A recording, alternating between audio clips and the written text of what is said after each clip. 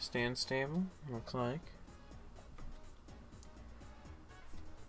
Wait for it to pop up on the phone. It's here.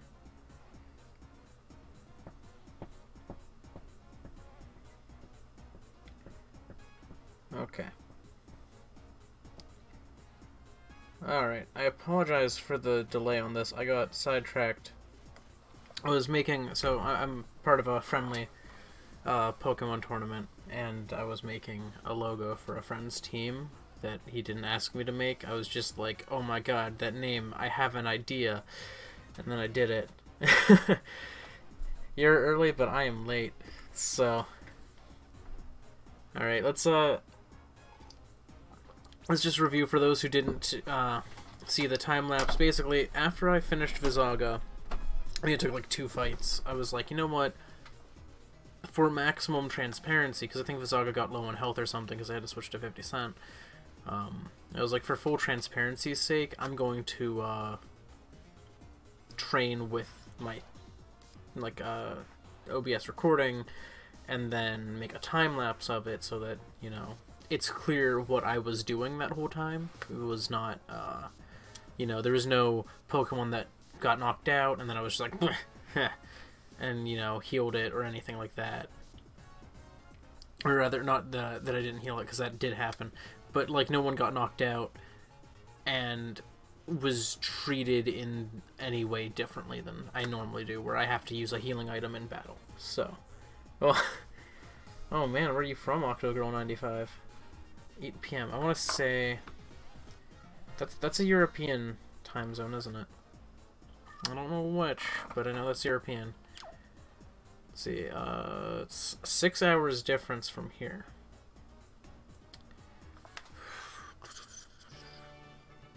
Six hours difference. I don't know where that would be. Because I think, let's say, like, London time is 5 hours difference. So it's not there. I mean, you don't have to answer, but, let's see. First off, please take this fresh bar. Thank you. I will. Oh, France, really? Wow, okay. Cool. I studied French. I am bad at French now because it's been, you know, years, but I did study French for a while, so. I actually have a thing. This plaque here that's next to me is, I got it because I was the only French student to have taken a 4th year in my graduating class. It was our last year that our high school had French. I keep that as a memento. My French teacher was one of my favorite people in that entire school. She was only there through my first 3 years of French, though. She resigned from her position because she was going to adopt kids. And as a result, we had a student that had previously been a student of hers, or not a student, but a teacher who had previously been a student of hers come in and basically be a full year sub.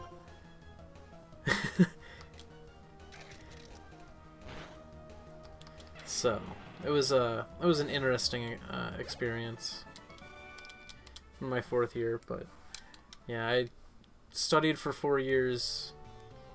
The 4th year was not that strong a year of studying, though. It was pretty because I mean it was someone who was pretty much fresh out of college with an English teaching degree who had studied French, so it wasn't like she wasn't super good anymore. I was only a 3rd year student, so it really didn't help. Basically, because I was going into a year where I had very little guidance.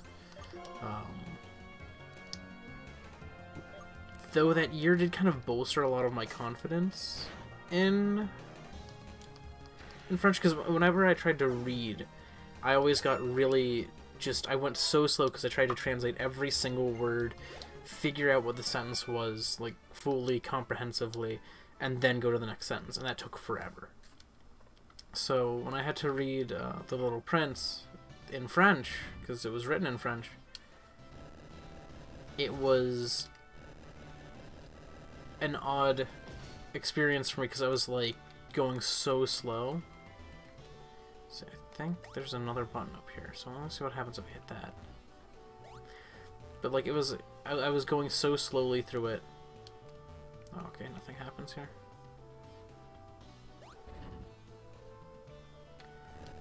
Oh, that reversed the change. Oh, you have to land on those. Well, that's unfortunate.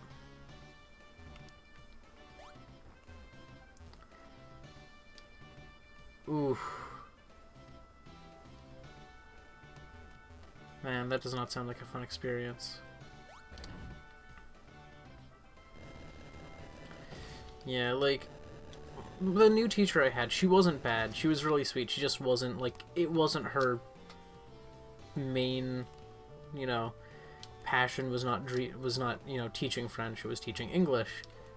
So, you know, she'd learned French, but it wasn't, like, it was something she was super passionate about.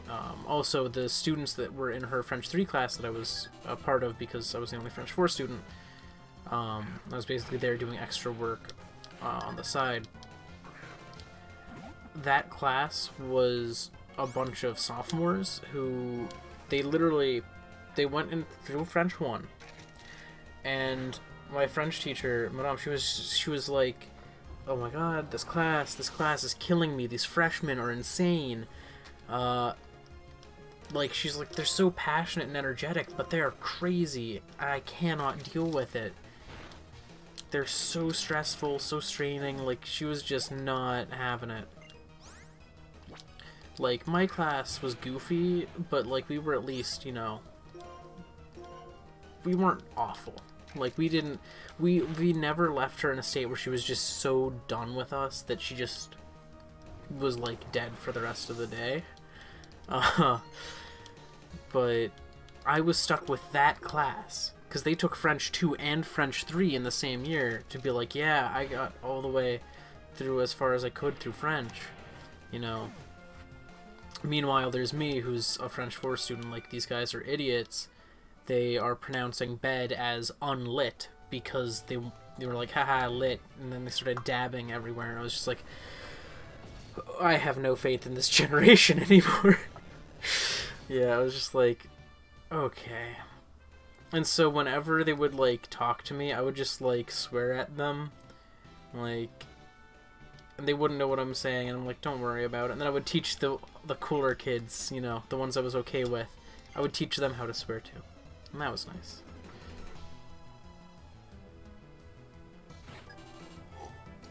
Oh, that was almost, there was like 2 saving graces of students, maybe 3 saving graces of students in my French class, or rather in the French 3 class when I was in French 4. 3 kids that seemed, they were alright. The rest of them, I was just, I could not stand. Hi there, Shiny Devotion, welcome back. Yeah, it was an experience, but, you know, I was really disappointed, honestly, because I got Outstanding Senior, which is our secondary reward. The higher one, which they actually put, like, a plaque up for you in the front hallway, I couldn't get for language, even though I was the only French 4 student. The last French 4 student that school would ever have in the foreseeable future. And I didn't get the Outstanding Scholar, I got Outstanding Senior, which is the second award, because I already got an Outstanding Scholar in business, which I did not expect. I was expecting, I'm like, man, I'm the only French 4 student, I gotta be the one who gets this, you know, the world language plaque. And then it was like, haha, looks like you don't. And I was like, oh, okay, well, that was not fun. So yeah, that was an experience. Yeah, like, it was really weird when I switched into that, you know, when I was the only French 4 student, because all of my friends who I'd been with in French for years before, like, you know, I loved them, we were like a family, and then I was, like, thrown into this, not, like, I mean, it was another family, basically. It was like I moved in with another family, and I hated everyone. It was not a fun time. Like, it's not like I don't regret having taken a 4th year of it. It was, you know, I did it proudly and loved what I did, especially. Oh, Roadco, you're about to die. Let's not do that. Yeah, it was an experience, but when I was doing stuff with The Little Prince, basically I read through the whole book in French, and I actually found I read better in French if I stop trying to break it down. I just read through it all and was like, I understand the gist. Like, I just wildly read through it like I was reading English, just normal pace, this acting like it's a first language, and I was like, okay, well, I don't know all that it said. Like, I can't look at it and break it down into each individual sentence, but I'm like, okay, he's growing trees on his planet. That's weird. And, like, I went through later and read it through it in English, and it was like, man, I actually got a whole lot more of this than I thought, and more than I gave myself credit for. And I was so proud of myself. It was amazing.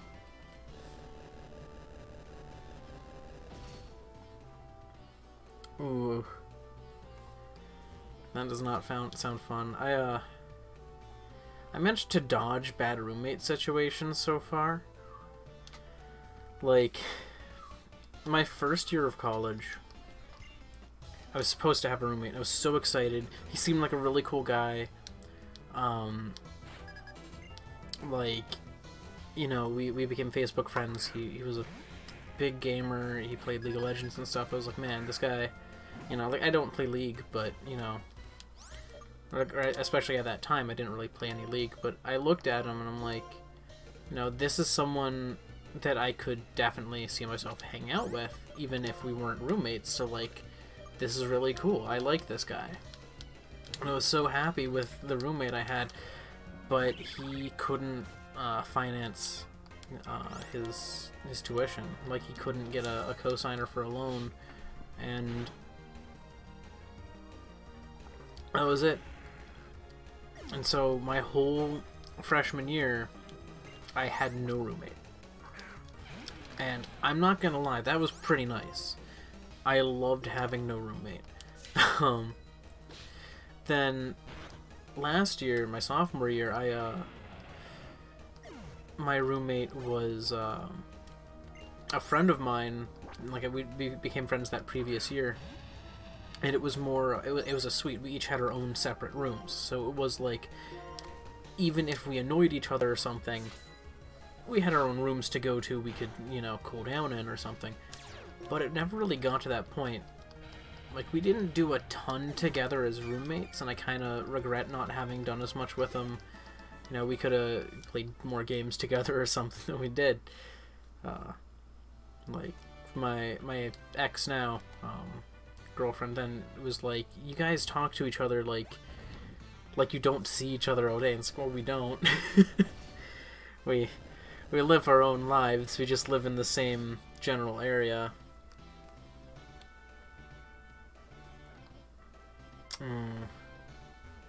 Yeah, it's like, it's such a disappointing thing, because it's like, man, we should totally hang out more, but then we just don't.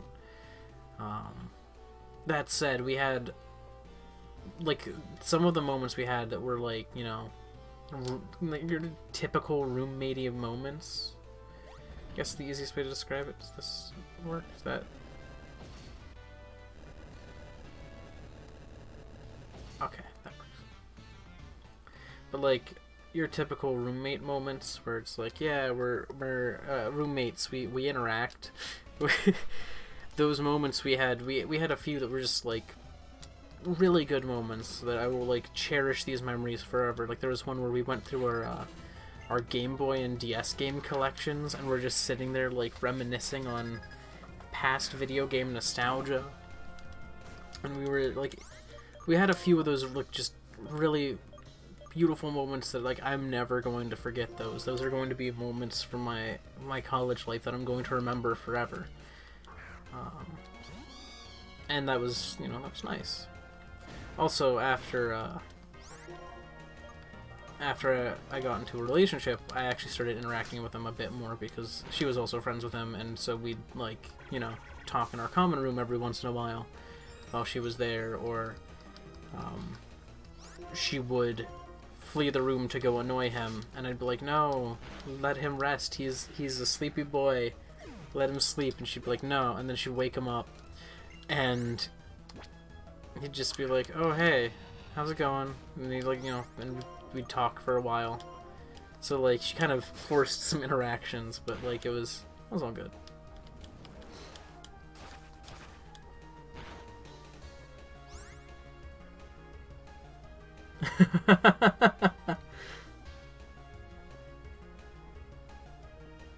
Wow. Man, that's... I mean, at least you had one cool roommate. That's not bad. Having a cool roommate's good. This next coming year is going to be kind of interesting because I have 3 roommates this time because we're in a more apartment-style housing. My roommate from last year is there, but he's a super senior who has 1 semester left, so he's going to be gone after 1 semester, but one of the other guys I know pretty well, we're pretty cool. The other guy, like, so 2 of the guys tend to fight, the ones that weren't my roommate last year. They tend to debate philosophy a lot, so that should lead to some lively and interesting interactions in our apartment. But I'm really excited to see how that goes this coming year. Should be interesting. Last year, my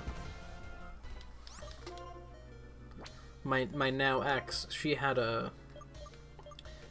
planned out, I'm not even kidding, she planned out having a room with someone who was leaving, like they knew they were leaving, so that she could get a single for at least 1 semester. Really smart strategy. Because basically she didn't have to pay any extra to have a room twice the size of everyone else who had a single. So, like, that was a pretty good deal. Also allowed for, you know, more privacy. We could literally just watch movies in her room whenever we wanted, you know, not have to worry about, you know, a roommate coming in and being like, oh, hey, sorry, you guys are watching a movie. Or, like, you know, someone just third wheeling, so, like, it was nice.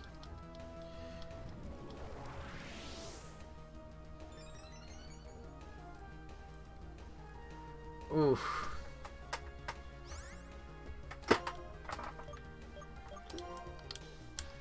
Man, that does not sound too fun.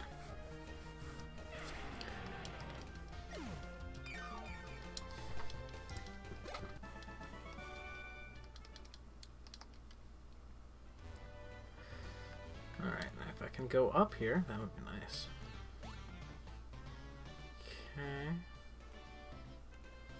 Okay, so I fought this person.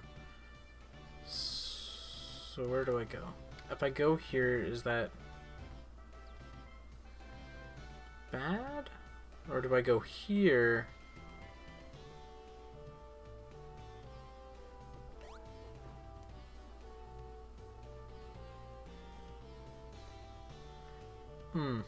I have gotten lost in this maze. Okay, if I hit that button, is that a good thing or a bad thing? I don't know.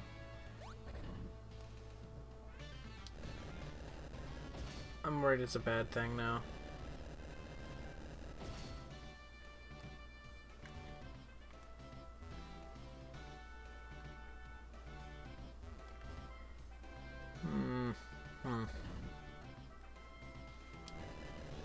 That's gonna make that head go up.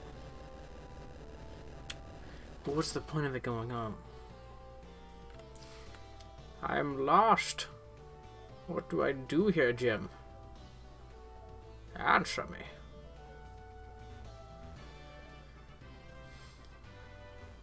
Let's see. Okay, land on this guy. Oh, now that arm's up. Oh, there we go. Okay, I got it. Got it.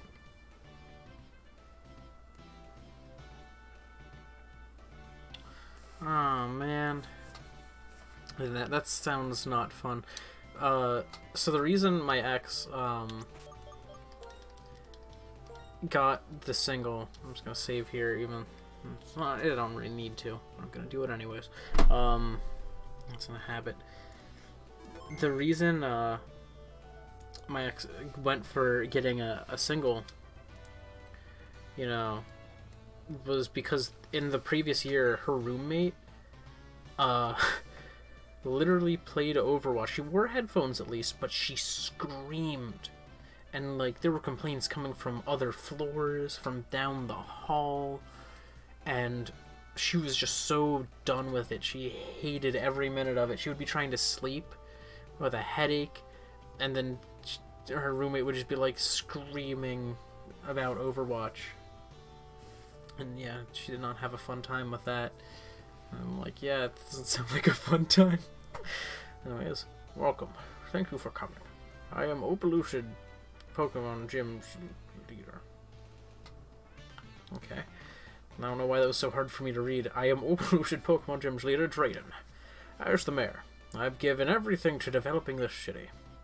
As a trainer, I've simply been pursuing greater strength. But what I'm searching for now is a young trainer who can show me a bright future.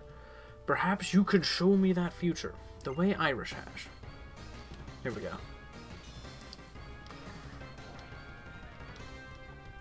Drayden's beard is so cool. I also can't imagine his voice being anything but muffled because of it.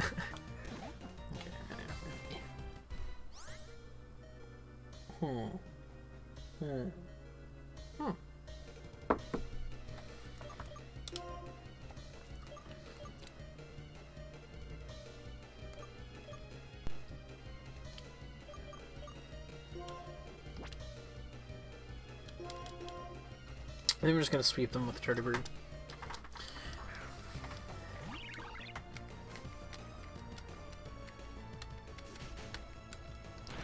Yeah, one of the things I always strove for as a roommate was, and rather anyone, like anytime I'm living in like a building with a lot of people, like an apartment building or a dorm or whatever, you know, anything that has a lot of people in it, I'm always super quiet. Like, I try not to be loud because I don't want to disturb anyone. Like, it's, I don't know, like, yeah, I get annoyed when I hear noises and voices and stuff coming from other rooms, so I don't want to be the one who's annoying other people that way. So, like, I'm really considerate of other people. Like, I will watch anime and stuff, or YouTube, or anything with like headphones on if I can, and if I don't have headphones on, it's just loud enough that I can hear it over the fan that I run in my room, which also provides great white noise against other people making a ton of noise. So, Haxorish!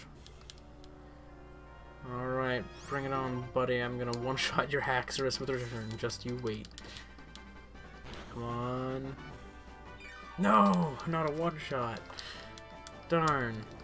Alright, I can take it out with a quick attack now. Sorry, Drayden.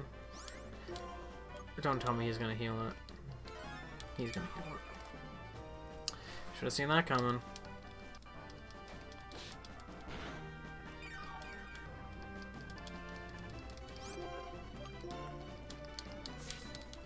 Alright, I took it out though.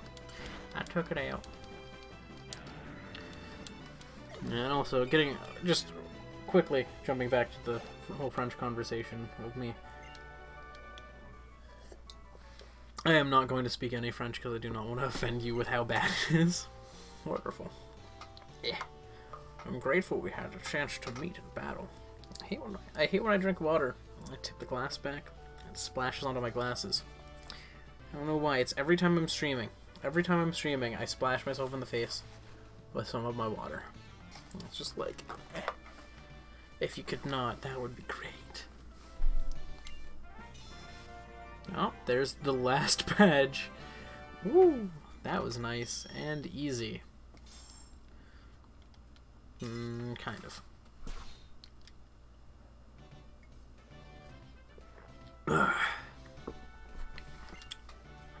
Well now, you've obtained all of the gym badges in Unova.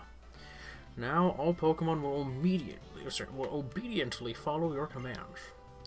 I also want you to have this TM I'm particularly fond of. It's called Dragon Tail.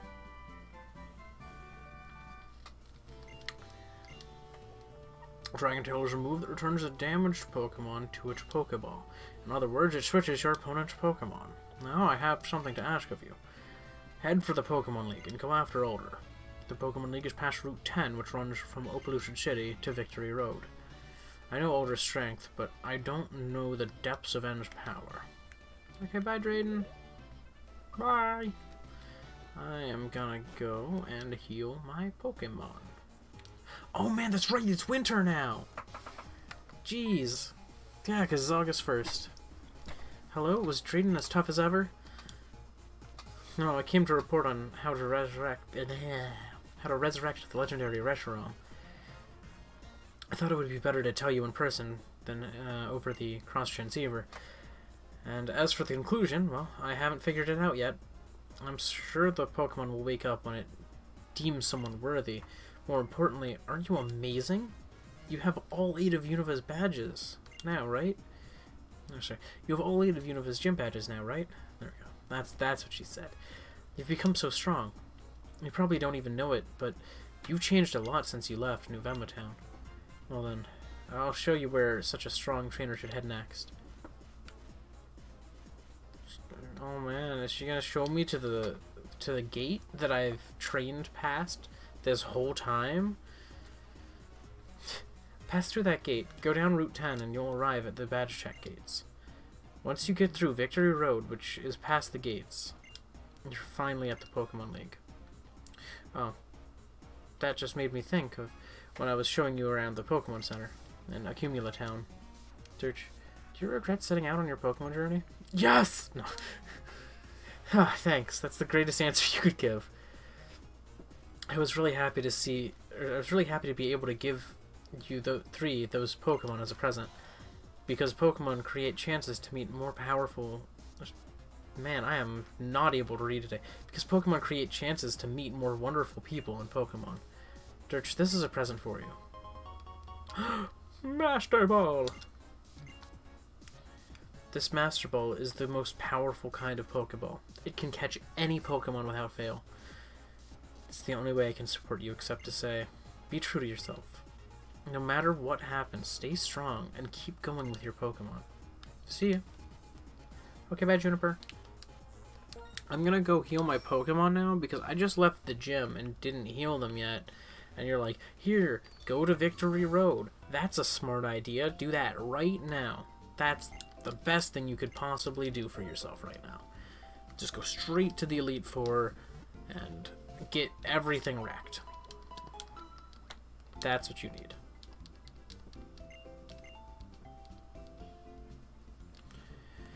Okay, well. Also, before I go there, I'm gonna fly to Isiris, and I'm going to drop off. I'm gonna drop off my like nuggets and stuff that I have to the guy who buys those here. Oh yeah, it's also winter now, which means I can grab items that were locked away.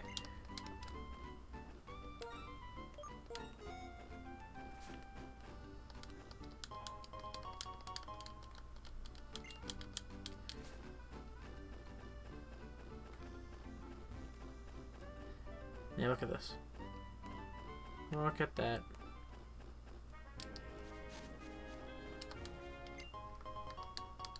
Look at that.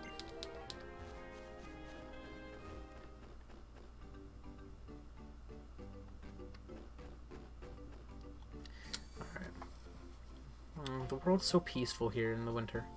Alright, let's go sell this stuff. I have some adorable ore indeed. Okay, let's sort this up.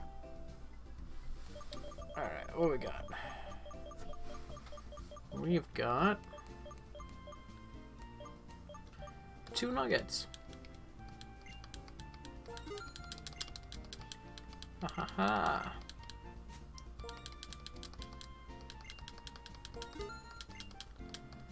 Okay, what else we got? I think we have Stardust and 2 Stardust and a Star Piece. So that should sell well.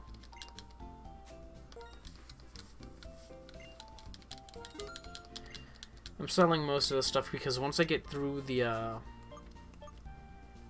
like once I'm through Victory Road, standard Nuzlocke rules end during the Elite Four itself. Like that said, it doesn't. Those don't end during. So this repel too.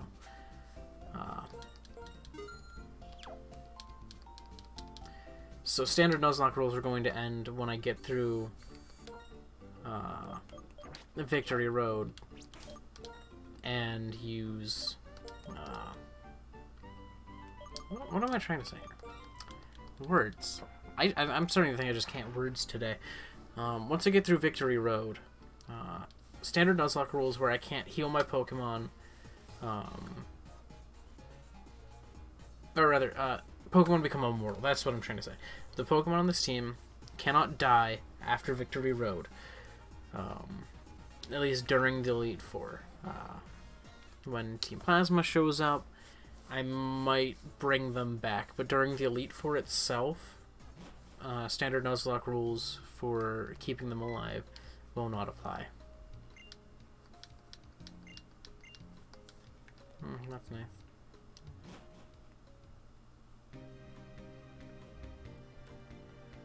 I also always liked this route because it was one of the ones that it just gets frostier. It doesn't get snowy. Oh, Sharon's here. Yes, I'm heading for the Pokemon League. Worst case scenario, I'll be bad again. Oh no! Ah, dude, I just healed everyone. Now I have to fight you. I'm gonna have to go heal them again before I can go to Victory Road. How inconsiderate, Sharon. How inconsiderate. And I think he fights you at the end of Victory Road, too. I swear, he's at the end of Victory Road, he fights you. Like, he heals your Pokemon and then fights you or something. Something like that. Why does he gotta do this right now? Get out of my way.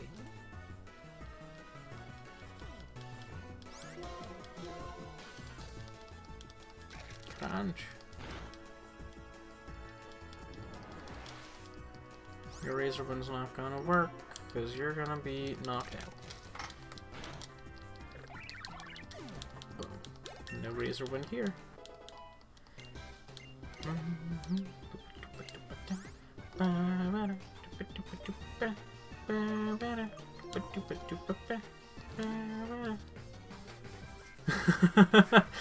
Yeah, somehow that thing has persisted since literally... Did I catch that Watchog in the first one, or did I catch it in the second? Either the first or the second stream, I caught Patrat. I caught a Patrat, and now it has somehow... We named it Roadkill. It was named... who provided the name for that one? Can't remember who provided the name off the top of my head. But one of the viewers named it Roadkill, and we were all quite surprised when it was still alive, like 5 parts, 5 streams in. And then now it's still alive, and I don't know how. Like, I heal it on occasion, because I don't want to lose something, that has some value at least. But, yeah, I don't know. Yeah, we do have a Scolipede. It is not, an ability Scolipede, but it's a Scolipede. But the MVP of the team here is this thing. This Unfezant is the team MVP. Nothing is more powerful. Like, this is literally the most damaging Pokemon on the team. Due to the unfortunate nature that my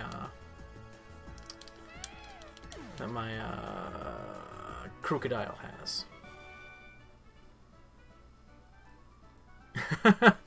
Yeah, and funny enough, I managed to catch everything that's on this team following Nuzlocke rules, you know.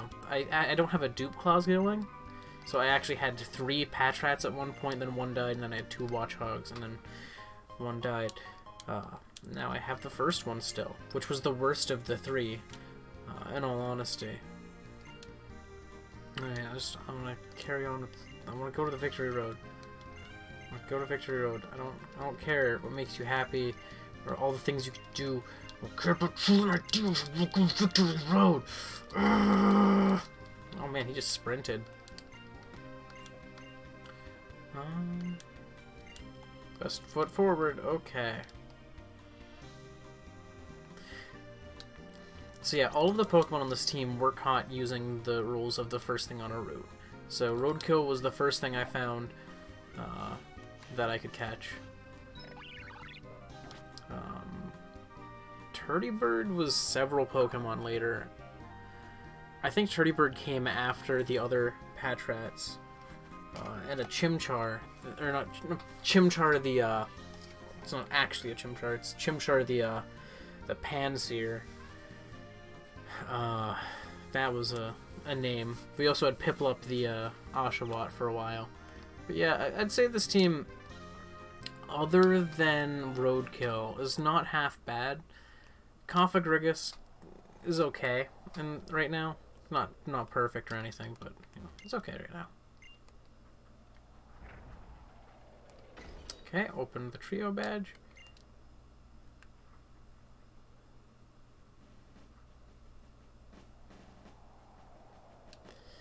Basic badge. Dang straight on basic.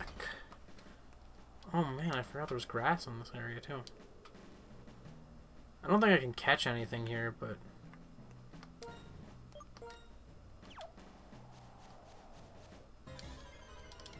Ooh, what's the double battle got? Another shiny Crobat. I'm on my way to Victory Road right now. Alright. So yeah, Roadkill. Bad Pokemon. Look at the moves. It's so bad.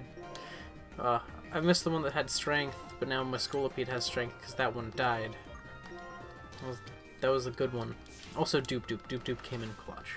The second Dupe was the first to go of the Patrats, and he was easily my favorite. I had so many doubts in Dupe Dupe. Then he came in so clutch, and I was like, he's a good boy. And then Roadkill just sucks. Everything about her sucks.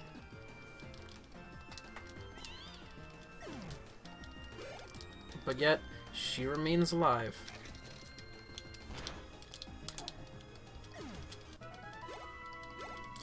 Only out of sheer convenience does she remain alive. Alright, open the insect gate. Aha! I liked how each of these was themed. Like, look at that. That's so cool. The bolt badge. Open the gate. Shocking. Just look at that. No, let's get... the world beyond here is a different world. You're not going to a different world, though. You're going through the thing. Oh, thank you, shiny Crobat. Thank you, thank you. Yes, open it with the Quake Badge gate thing. Man, this is probably the best, like, Pokemon League, like, Victory Road lead-up. Like, the best badge check they've ever had is easily this. Like, yep, Jet Badge. Look at that.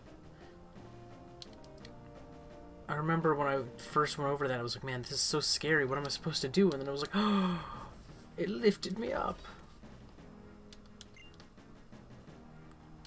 Ah, so cool.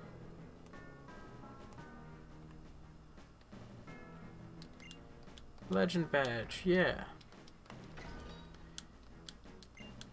Man, the nostalgia. I remember when I first saw all of these things, and I was like, oh, so cool. Look at that, you could go up in its mouth. Why did they even let you do that? That's so unnecessary. Alright, well, we've entered Victory Road, officially. So this is when things get super hard. Oh boy.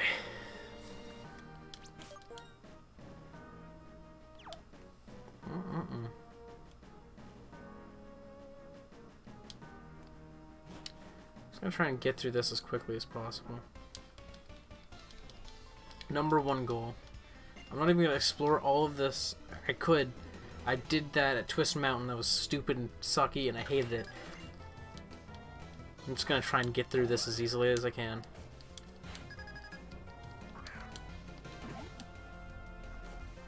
Man, Whimsicott's so weird for me because I'm like used to it being a fairy type. I'm like, what move can I use against it? And I'm like, oh yeah, Crunch. Crunch works.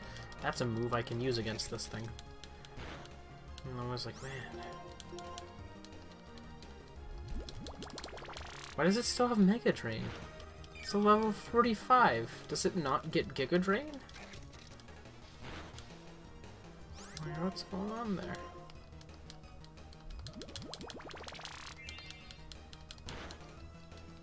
Okay, you know what? You guys are just... You were trying to kill Roadkill, aren't you? Get out of here. Get out of here. I could be faster, but I'm probably not, honestly. So, why don't you go with Chompette, who has a way to do it.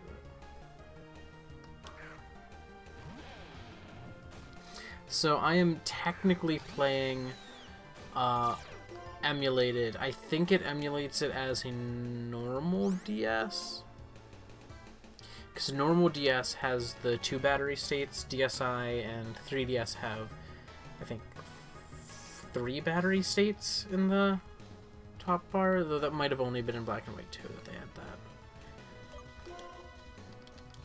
But yeah, the I'm using a Wii U controller to emulate this at double resolution, so that's why it looks a little bit crisper than usual, or than if I'd played at normal res.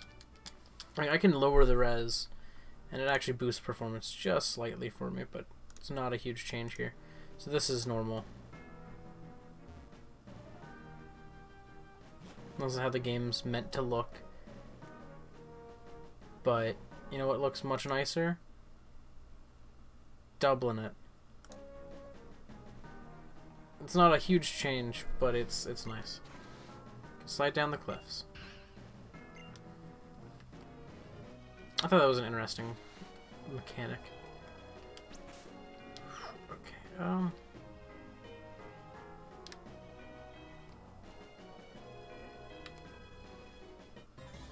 Ah, okay, that's right. Anywhere here you can just run into stuff. High Heat more. I think that's the first wild Pokemon I found here. I could catch it if I wanted to, but I'm not gonna.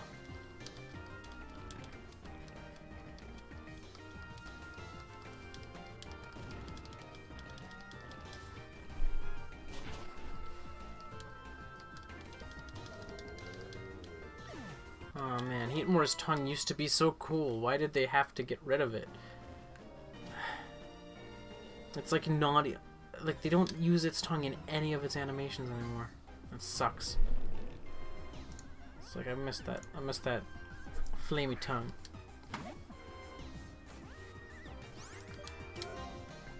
Yeah, I tend to play on my 3DS as well when it comes to things like DS games. Though I don't have a capture card, so this is one of the rare instances where I rely solely upon emulation as an only option. Only when it's a last resort. Alright, I'm going to... Yikes, I don't have all that many healing items right now. I do have a lemonade. So I'll heal Roadkill with a lemonade. You turd.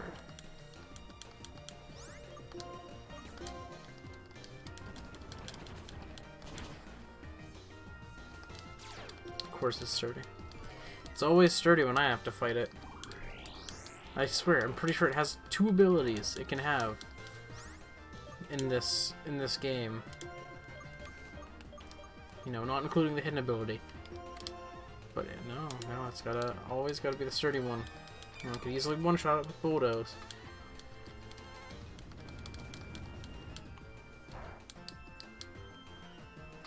Okay. Finish off with Shadow. Alright, I mean, I was at least able to use it to heal up roadkill so that I can actually fight things with it.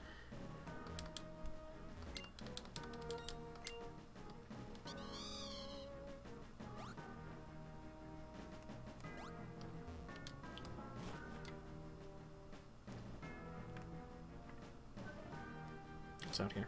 Is this where the item is? I'm not gonna slide down that.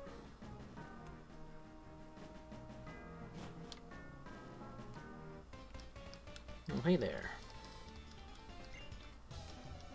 Bring it on. I will say, this is probably one of my lesser favorite victory roads. I'm not a huge fan.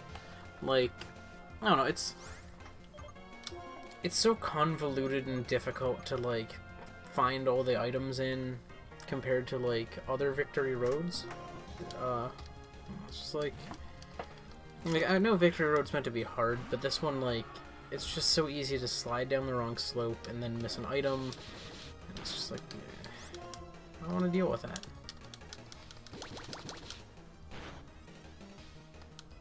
That is a bulky stout one.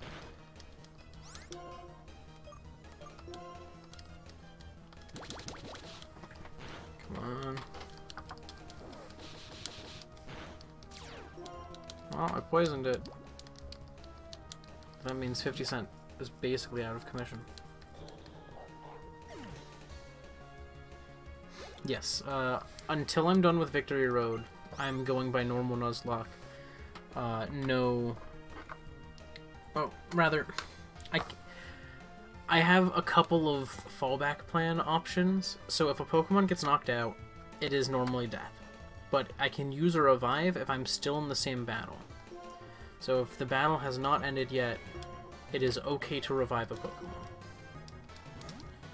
Same thing with all healing items. I can only use healing items in battle. That way, there's always a drawback. They're never going to be as perfect as they could be. So I can only use a revive if it is the next turn, I think. I think that's a rule I had. I don't know, it only says only in battle on my card that I wrote. But I also have rare candies as an out of battle. As soon as the battle ends, I am allowed to use a rare candy to revive the Pokemon on my team. Because that only restores 1 HP.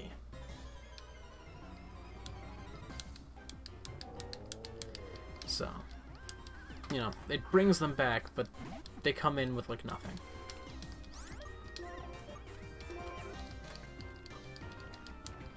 Yeah, so my Nuzlocke rules in this are, I'm going to read them word for word from my card here. Faint equals death.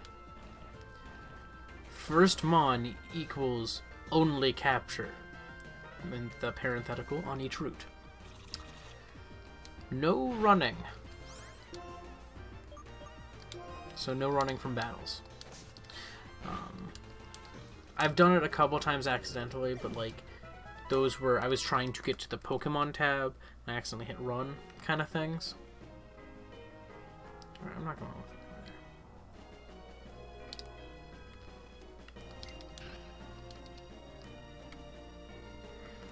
Let's go here. Up is the way to go. I'm trying to go up. But, yeah, no running from battles. I've done it a couple times accidentally. And then revives only in battle with the parenthetical, except via rare candy.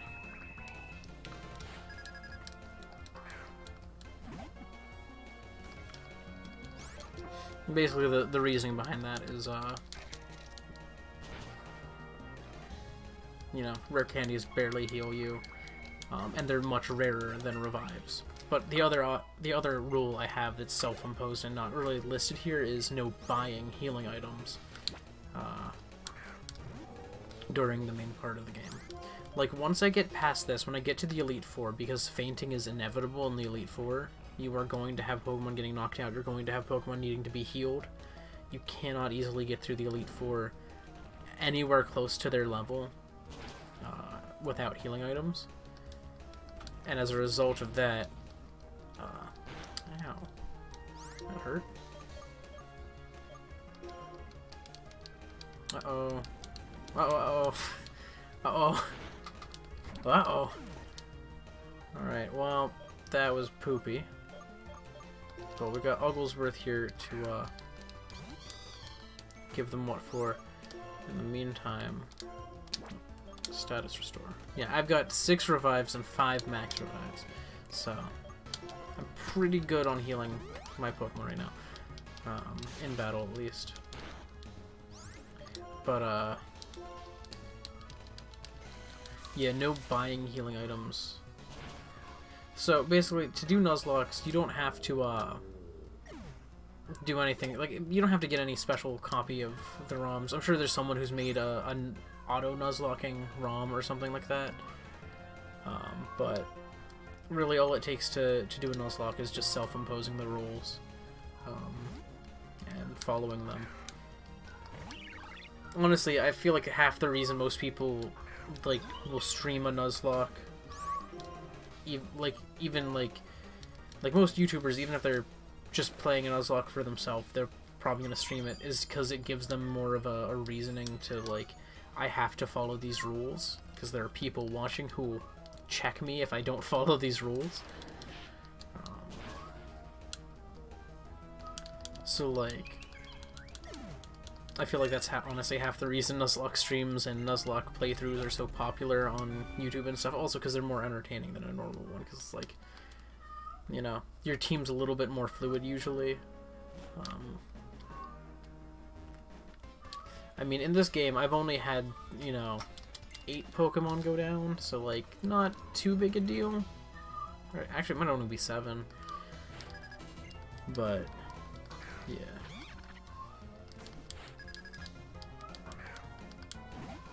Some Sage.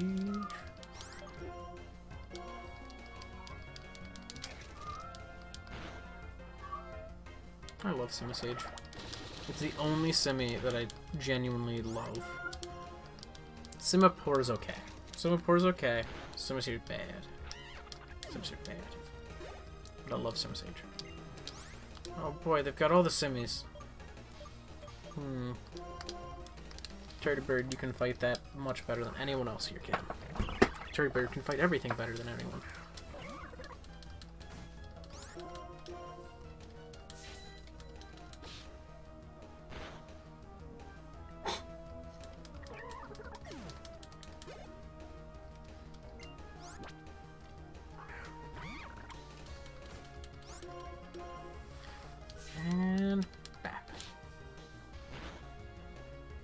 Yeah, that's the other nice thing about Nuzlocke is because you can't run from battles.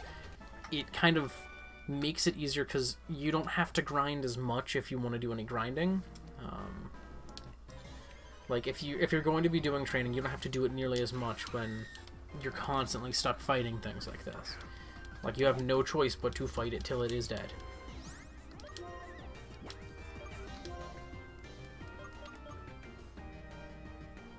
I'm gonna go with Ugglesworth on this. So yeah, you get more training directly, which makes it a little bit more fun to watch as well, because you don't have to sit there and watch as many episodes or streams of people just sitting there like bashing their face against things. That said, I've done a lot of bashing my face against things in these streams. But it also makes it a little bit harder, because like you could have a Pokemon in a bad spot and Purloin or something else that has like Pursuit could be what you're fighting, so it makes it so that leaving and switching Pokemon becomes a risk. Okay, can't get through there now. So it's over here. Oh, hi Heatmore, how are you?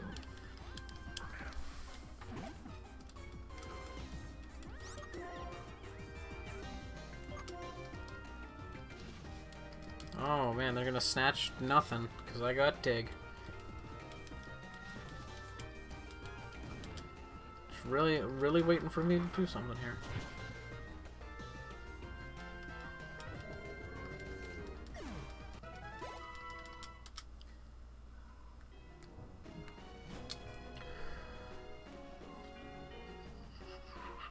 Oh, found a thing. What is it?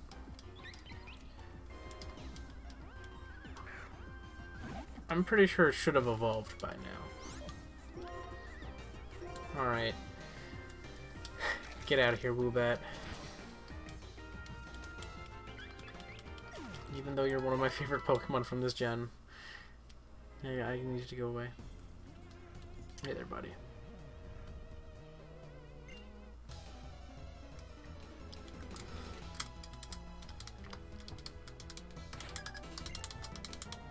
There's some other possible rules for Nuzlocke that I really do not tend to follow.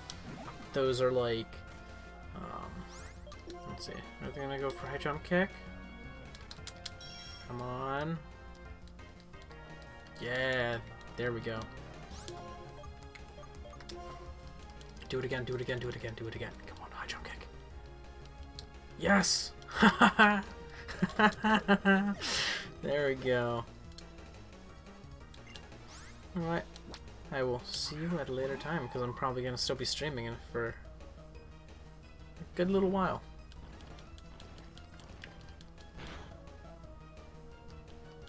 Uh-oh.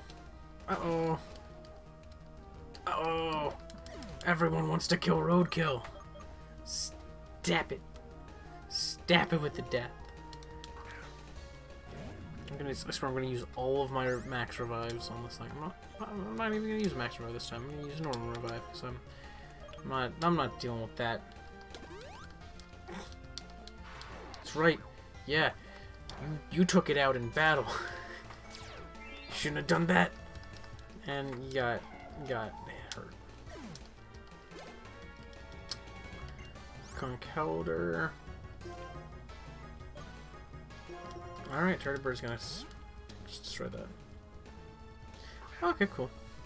That's cool too. Alright, Conkeldurr.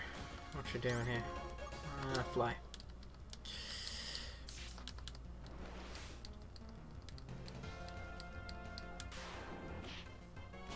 I bonked you.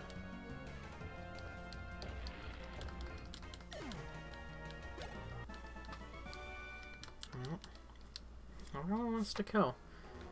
Everyone wants to kill my Roadkill here, but Roadkill does not die. Oh my god. It's a doctor. It's a doctor! Ah, oh, finally. That's gonna make it so much easier to get through this. Gontharita, I can bite that into pieces. Ah, you got Frisk, I know. Yeah. Check out Roadkill's cool shades. Oh man, I can't wait till my final team is locked in. Whether Roadkill's on it or not. Honestly, Roadkill might die by the end of this, but it works as a good buffer to keep everyone else alive. Because I'm gonna need to put Zekrom on my team. And if I have an empty slot, that's pretty nice. Because now I just have a Zekrom on the main team. That said, I don't know if I want to consider Zekrom a part of the main team. So. And there's routes I haven't gone to. That I could reasonably catch something out of nowhere and be like, here's the last one on the team if someone dies. But I think this is honestly going to be the final team I get. I don't switch, you know, the Roadkill out to fit Zekrom on in the one fight that I need Zekrom for. Oh wow, it's Mienfoo. Who would have thought that thing would be here in the place with the dude who had a Mienfoo?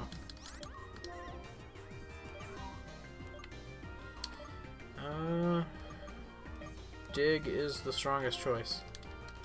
And I almost took the one out, and I think it was a higher level, so. Take it out, take it out, take it out, take it out. Come on. No! Well, they used U-turn, so.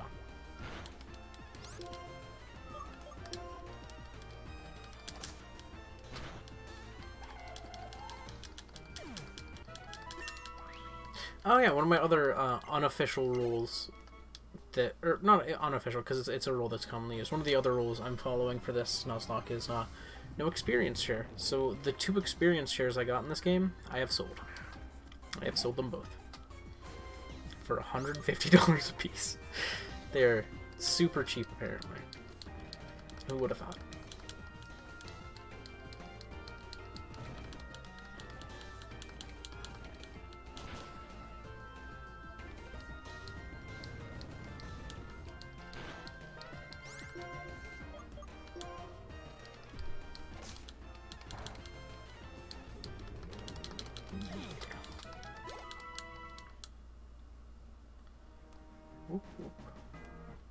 No, I want to push the rock. Let me push that rock. Oh, hi Durant. How are you? You're not easy for anyone on my team to fight, little buddy. So I have to send Oglesworth in. So Oglesworth is the only one with like any good special attacks that doesn't have to fear your crunch. I'm starting to think I should fear your crunch. Surf.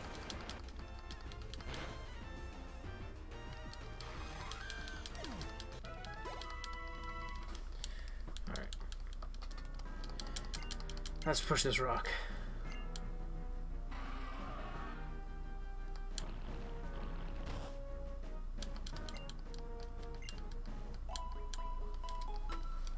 You know, honestly, after this, I could get rid of cut on roadkill and make roadkill good. By giving it, like, return instead.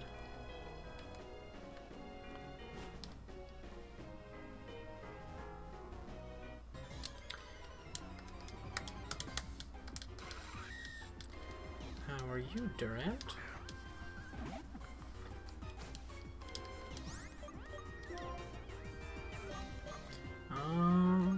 Let's go with Oglesworth, as usual. Oglesworth is the Durant Slayer. Well, they used dig. I know. Oh, so scary. I'm faster than it, I think. This is completely unnecessary, but I'm doing it anyways. Surf!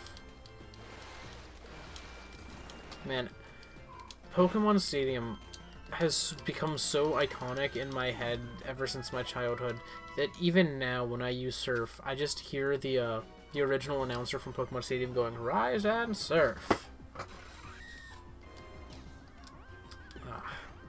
I really miss Pokemon announcers. Like, Battle Revolution, having an announcer was like, yes, to me. You know, I was just so excited, and then he's gone. He's probably gone forever. Like, honestly, if they put an announcer in as an option for, like, the battle tree or something, you know, things like that, or even the option to do it in, like, online battles and battles against other trainers, I would be so down for that if they put that in. It's like, I loved that. And, like, if they decided to do voice acting in Pokemon 2019, whew, oh boy, I would be so excited if they had an announcer. Okay. What you got? Not even a Klingline. Okay. Looks like I am using Dig.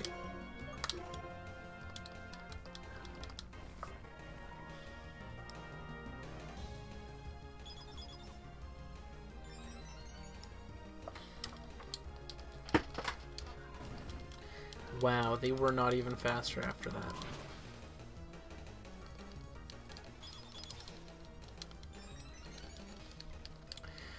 Well, now they're probably faster.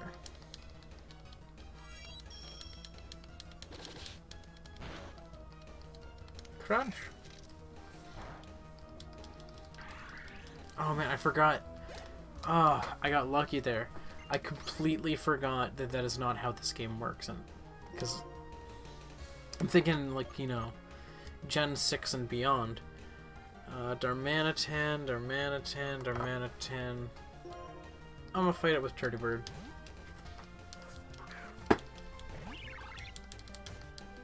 This is probably normal Darmanitan, not Zen mode. It always starts this way anyways, I guess.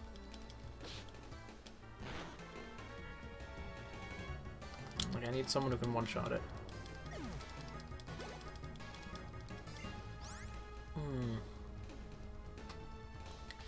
Seismitoad.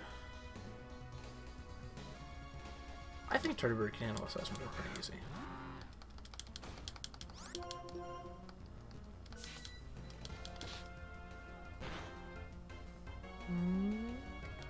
Oh, they set up a rain dance. Oh no.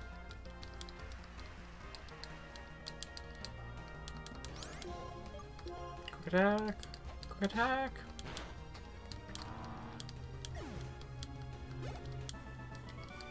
That's right.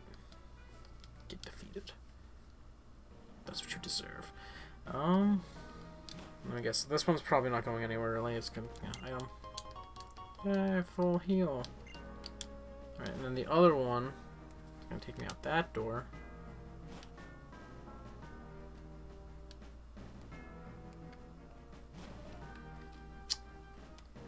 Huh.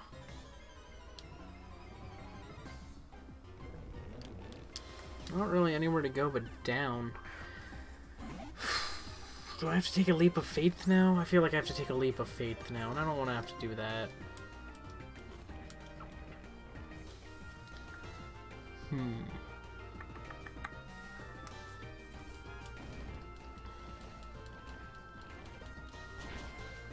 Hello, hello, welcome back, and welcome. Ouch. Alright, thinking... Oh, where to go now? Where do I go? Where do I go? Because now it's got to be closer to the exit. Alright, so if I go out here...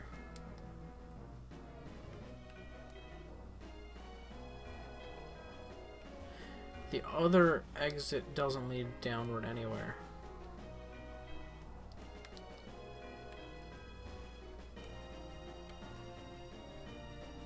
Alright, I think I have to go down that right there. So that's what I'm going to try and do here. Hello, stairs. Are you attacking me? Nope, it's a Durant. Who would have thought Durant would be here? In this cave full of Durant. I mean, that's honestly not the hardest thing to fight, so I will take it. I'll take what I can get.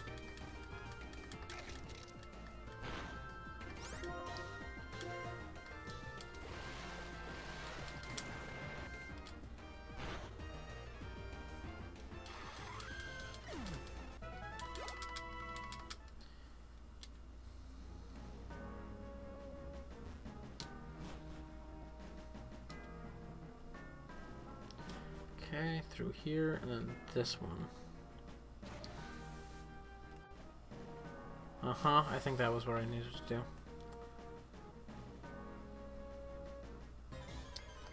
This looks mighty good. I think I did it. Am I through yet? Have I locked my team in?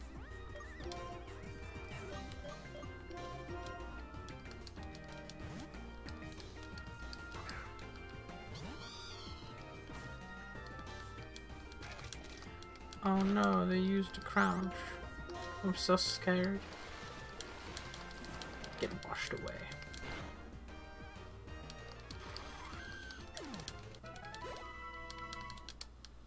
Okay.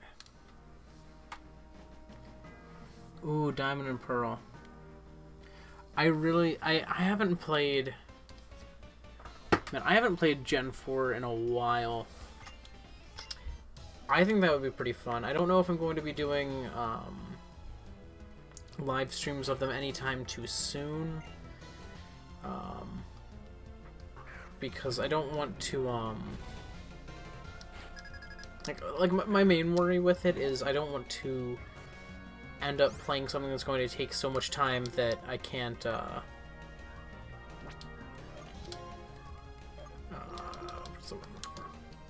I can't basically start up Pokemon Let's Go as soon as that comes out, which is something I do want to do. But I could totally, you know, totally do Gen 4 at some point, because that is one of my favorite generations. Actually, Gen 4 is my favorite generation because, literally, it's only because of this that makes it my favorite, and that's that it has the remakes of Gen 2, my second favorite generation. But if I removed the remakes from the equation, Gen 4 is still my second favorite generation. Like, it is kind of the nostalgia gen for me. It came out when I was a kid. It is the quote-unquote favorite game of a series that came out when you were 12 kind of deal. Except I don't think I was 12 when that came out. Because it would be closer to Gen 5. Let's see, 2006. I think I got my first one in 2007. I would have been... Was I only 9? Was I... Really? Uh-oh. That was going to hurt Turdybird a lot. But it's going to hurt them a lot more. Man, so... Yeah, I want to say I got Gen 4 probably when I was in...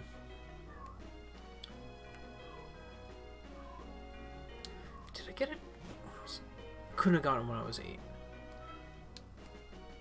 I'm like 90% certain it was when I was in 3rd grade or something. So, but yeah. 4th gen, second favorite gen, so I definitely would love to play it at some point on the channel. That's a rock. It's an old strength rock. Why can't I push it?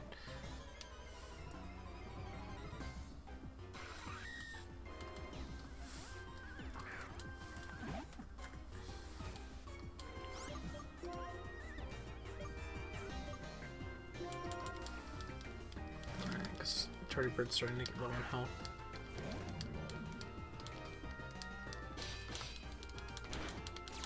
No ability for you. Haha.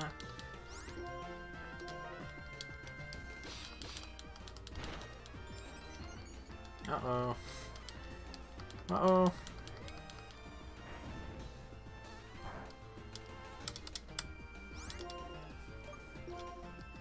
So, currently... Ah! Oh, they knocked himself out. What's that? Currently almost done with the victory road. Let's go down here. I'm trying to get to the healing guy because I think Charon battles you right at the end. And I'd rather talk to the doctor. Ah! And heal my Pokemon first. I don't know what that room is.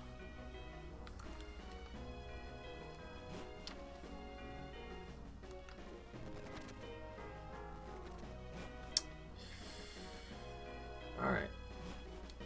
Are we there? What's this do? I don't want that. I'm not jumping all the way down there right now. No thank you.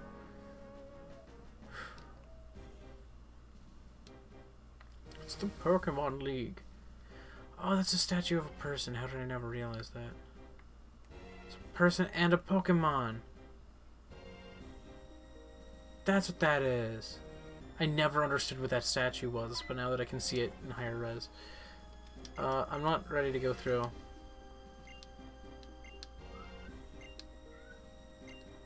I don't want to go in right now. I accidentally bumped into you. Goodbye. Jeez, okay, hi, how are you?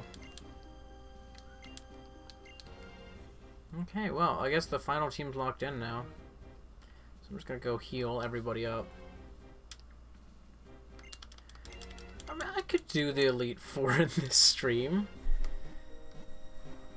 But well, if I did the Elite Four in this stream, I'd also have to do the Team Plasma Council in the stream, and that might take a couple hours total to do all of that, so I might not, but I will definitely prep in this stream. Why did I go to him? I don't need to buy from him. Now that I'm free with a locked-in team. Actually, no, I don't think I should lock in the team officially until I enter. Or until I'm about to enter, so I'm not going to buy stuff yet, because now that I can fly here, I was going to run. So I'm technically emulating... well, not technically, I am. Wow, that was how I got that. Ooh. So I'm using a Wii U controller, playing it on a computer through a Wii U controller adapter and an emulator that lets me raise the resolution of the game, which is a hack of the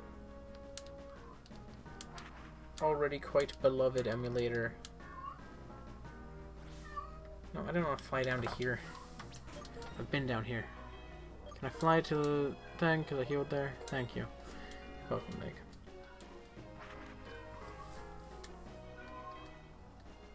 So, while I'm not playing on an official DS, I only do that because I don't have a capture card. And because that would be a difficult thing to do without a capture card. Alright, okay, so I'm not going to fight the Elite Four yet, but I'm probably going to train everyone up to level 60 to fight the or level 55 to fight the Elite Four. Which means I guess I'm going to have a grinding session. I'll take the stream to 2 hours during that, though, so... Can I go across the village bridge? Am I allowed to do that now? Because I feel like Route 11 is one of the places I would... No, you can't go to Route 11 until after the Elite Four, I think.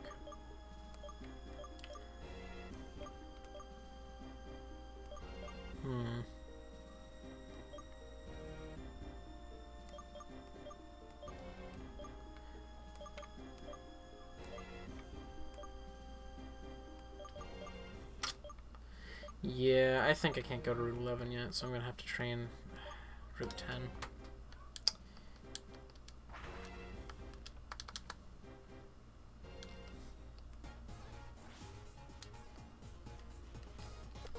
So yeah, this is emulated in this Mumi.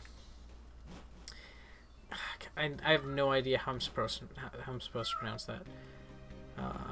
The Dismumi X432R hack, which is basically the original dev team for the emulator was like, I don't want to make the games go above their normal resolution. That would be stupid.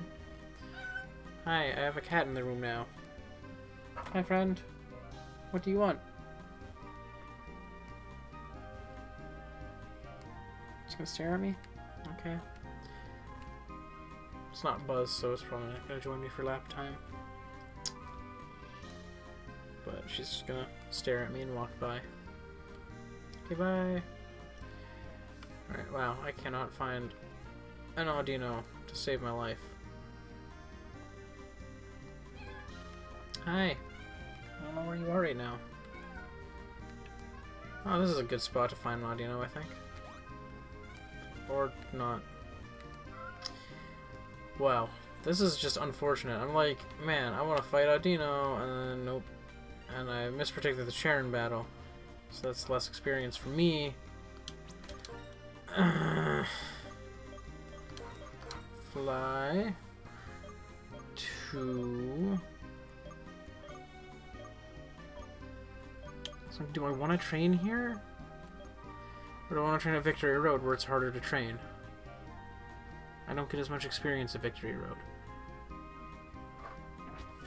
Alright, I'm gonna train here. I just need to reset the route, I think. Oh, wait. Never mind, we found something. Is it Audino?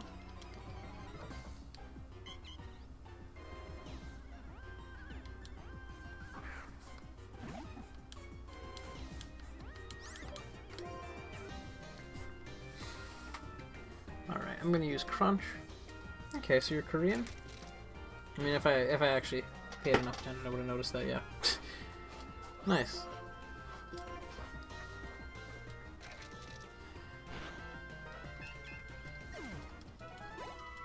Ooh, so close to level up.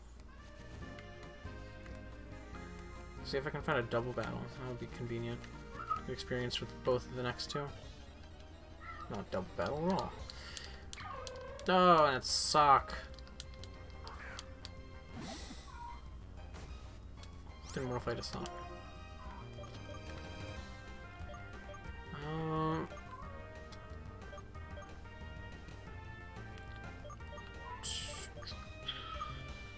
I'll send in Ogglesworth.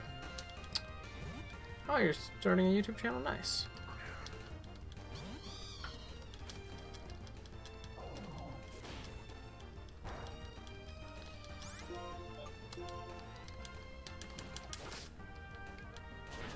It's a pretty fun endeavor, I would say.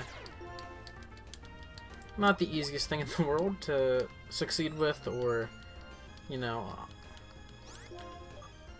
at this point reach like massive levels of fame with. But it's always like it's always a nice thing to have on the side, because like, I don't know, it gives you a little bit of something to do. It gives you,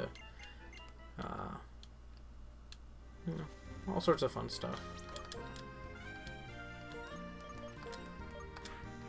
Like, luckily it's the summer, so I can kind of focus on this right now as a main thing. But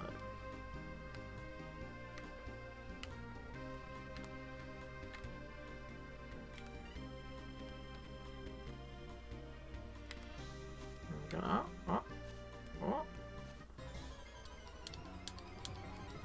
oh wow, nice. Best of luck to you on the channel.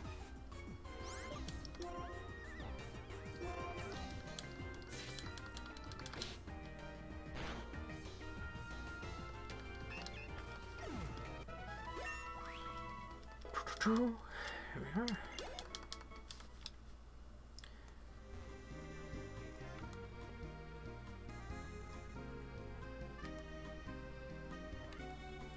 I kind of got into YouTube channels and stuff like that when I first made, like, the first YouTube channel I made was Pokemon News, which I used to talk about a little bit during these streams, or not these streams, these like on this channel. Like, it was in my outro and stuff like that, but it's no longer there, just because it's kind of dead at this point. I don't really plan to revive it, but it started as a Google Plus page, because I preferred Google Plus to Facebook, but I also wanted to have something like, I liked a lot of, you know, Facebook pages, and I was like, man, you know what, I want to do what they do. I want to be an admin for a page.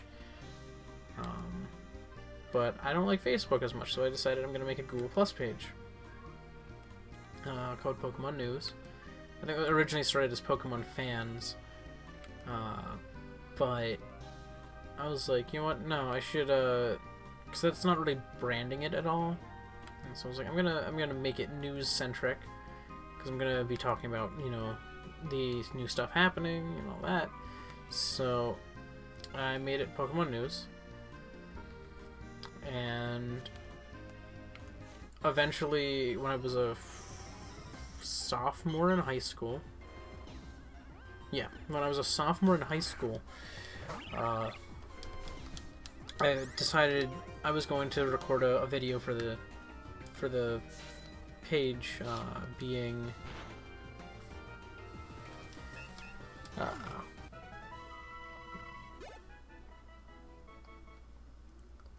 yeah, I think Machamp should be all,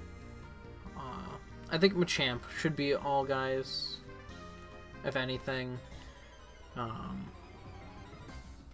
Though I think Mr. Mime is the strongest contender for that list. I think that should be Mr. Mime. That should be all guys. It's just kind of weird. I mean, it's not even on the, you know, that's on the localization team, really. they screwed that up, but it's kind of weird because it was like they kind of gendered its name before they added Pokemon genders, and then when they added Pokemon genders, they didn't align it with the gender of its name, so that was just kind of weird. Yeah, I knew about Kangaskhan and Miltank because Miltank is a female counterpart to Tauros. Also, female cows are the only ones with udders. So, fun fact on that, Barnyard was scientifically inaccurate because it gave udders to male cows. But bulls do not have udders. Just like Tauros. And Kangaskhan I knew because while male kangaroos have pouches, it's the females who only carry their young in the pouch. Male kangaroo pouches are pretty much useless. I should say they're useless. I mean, they could be used, I'd think. I'm pretty sure males have pouches. But anyway, what was I saying? Oh, I was talking about the story of Pokemon news. So I decided I was going to record a video for the Google Plus page, because it was just after the second stages for Gen 6 were announced. And I was like, man, I really want to talk about how I love these designs, you know, for the most part. Excluding, what's-its-face, the middle stage of Chespin's lines. Chespin and Chestnut, what's in the middle? Quilladin. Except for Quilladin, I was not a huge Quilladin fan. So, I was like, man, I gotta make a video to vent my excitement. So I made a video and I called it Pokemon Rant. And then I was like, you know what? I'm gonna do another of these. And was like, hey, and I got in contact with my friend Jacob and was like, hey, do you want to help me out? I have, you know, I've shown you this Google Plus page that I have and stuff like that before, but I recorded a video for it, and I was wondering if you wanted to join me in a discussion, like a video discussion, kind of in a podcast format. And so we met up in the library in the morning before school. And we discussed something Pokemon related. I don't remember what it was. It might have been the fairy type and how it mixes up the meta. Because he's always been more meta-centric than I have been. I don't know, Quilladin's grown on me, but only because it's so stupid looking. Are there shinies in Gen 1? Because, I mean, like, of course, there's no color palette and there's no sparkle thing. But I know you can transfer a Pokemon from Gen 1 to Gen, I think 7 and up through the, or could you transfer to Gen 6? I know you can get shinies from, the first gen when you transfer in, the Virtual Console ones. But I don't think... I think it's just because they have a certain value to them, like, in their IVs, that they were like, if it has these IVs, it does this, or something like that. I don't know. I guess I still have some water. But yeah, that was, and then we kept doing videos, though, by the way. Getting back to the story I was on, we kept doing videos. And a couple videos later, I'm like, alright, our rant is more of a one-person thing, but we're not really ranting anymore. We're having a chat.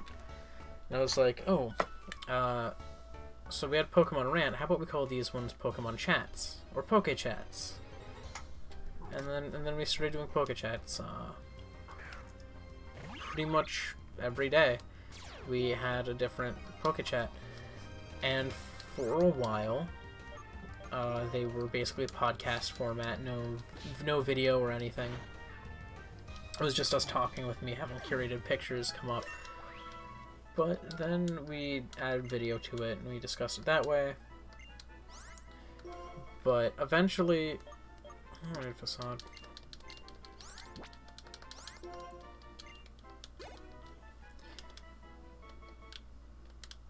Yeah, it is, Eastern time is, yeah, pretty much,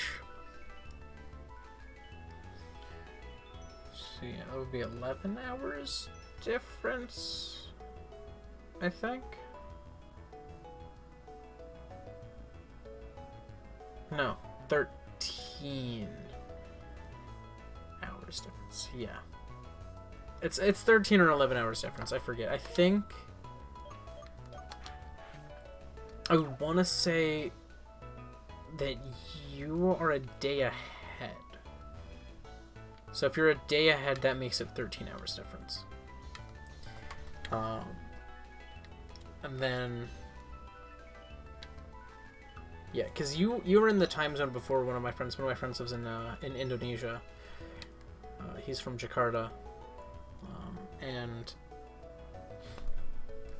I know that when it's winter here and we fall back an hour, he's 12 hours different from us. Or no, he's 12 hours different from us now. He's 1 hour off from 12 hours different from us then. But yeah.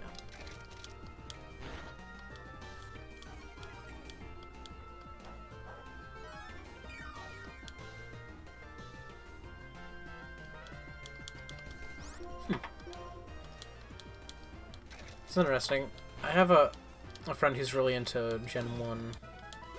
Like, he's really into playing around with Gen 1's code, and glitches and bugs and stuff in it, and using, like, exploits in the game's code to generate Pokemon, all that fun stuff.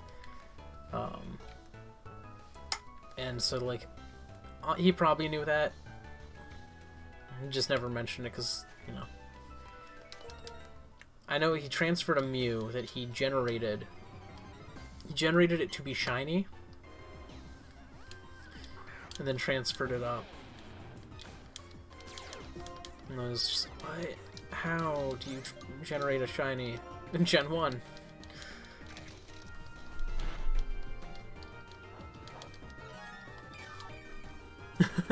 English is one of the most difficult languages, so don't worry. It's hard.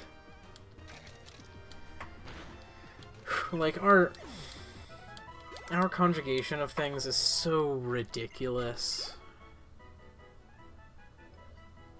That was my favorite thing about French. When I learned French, it was so much easier to conjugate. Like, I hated learning grammar in English.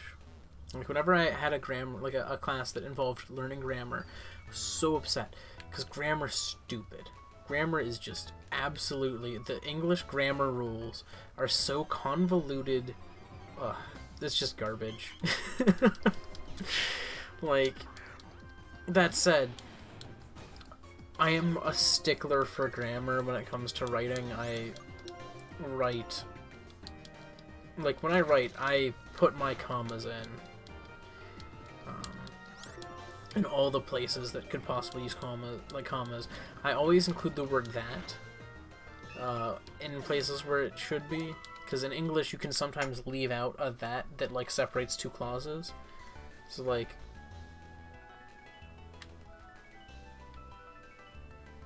I'm trying to think. It's hard to think of like a sentence off the top of your head that uses it, but let me think.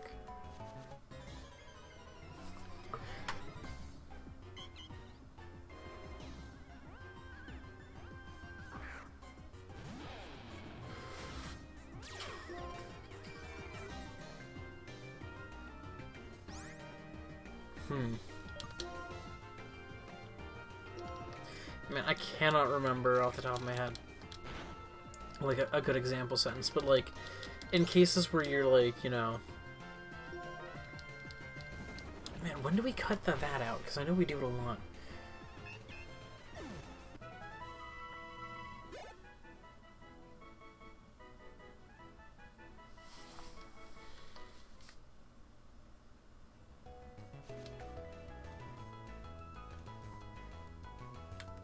It's usually, it has something to do with clauses, but when we have a that in between clauses, sometimes it gets dropped.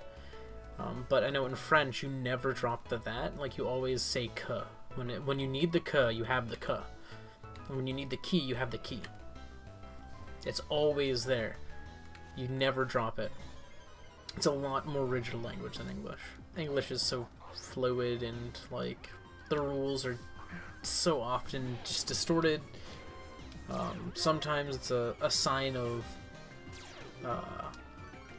advancement in the language, like the dropping of the word be and its conjugations. Like in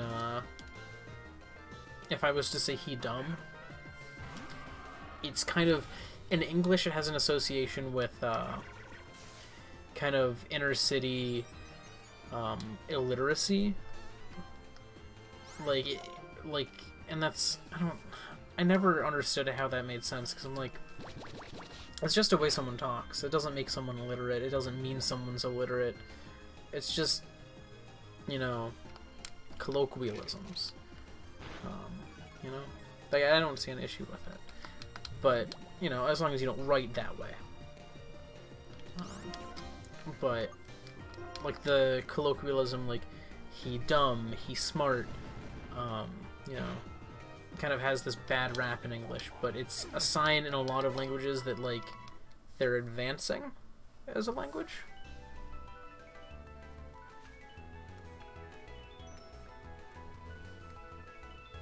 I would say shiny Pokemon have value in that they are rare.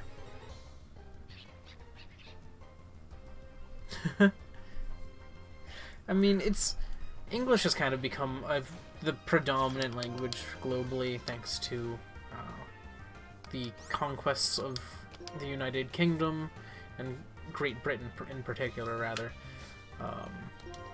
throughout the ages, and their massive colonial programs that they ran, and then also with how the U.S. became a superpower that was speaking English. English has kind of become the language of business, the language of... it's just like, it has become like... It's starting to become the world's default language for important things.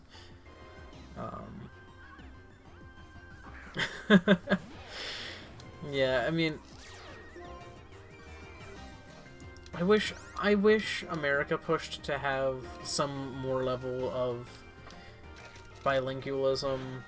Like, so many countries learn English because of America and because of the UK, because of businesses in America. Like, so many countries make English a requirement, and it's like, the only reason you guys have to do that is because we're too stupid to learn your languages. And that said, there are a lot of other languages, though. So, like, having specific languages be commonly taught. I know my high school, when they got rid of their French program, was switching to Mandarin, because Chinese is kind of becoming another language of business. I know a guy who is, you know, a computer scientist in training. His goal is to get hired somewhere nice in computer science. He learned Mandarin as his minor, computer science major, Mandarin minor, because it allowed him to more easily get a job. It's a very marketable trait. And English is also a very marketable trait, but when your main language is already English, you know, you want to find another big language. I know Chinese is really big, Spanish is big, and French is big in the US because of Mexico and Canada.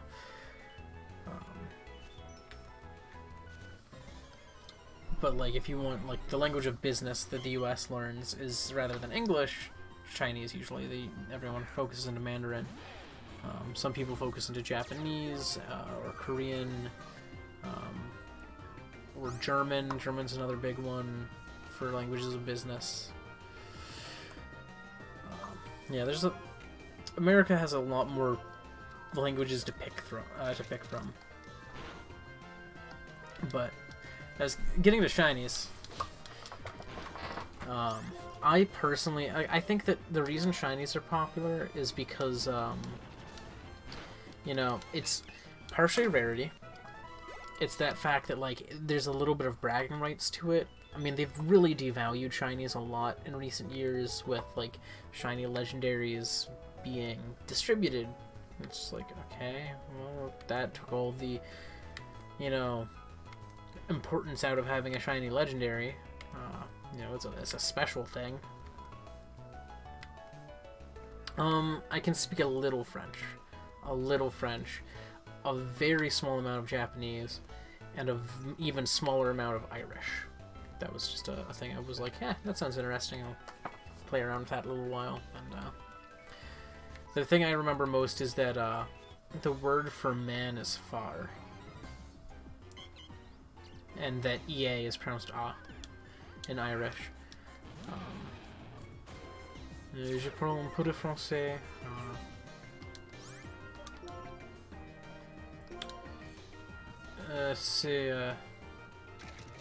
C'est très... comment dit-on rusty? That's the main thing I remember how to say in French, just because it's the most important one to say in French. When you're not someone who's good at French. I speak a little bit of French.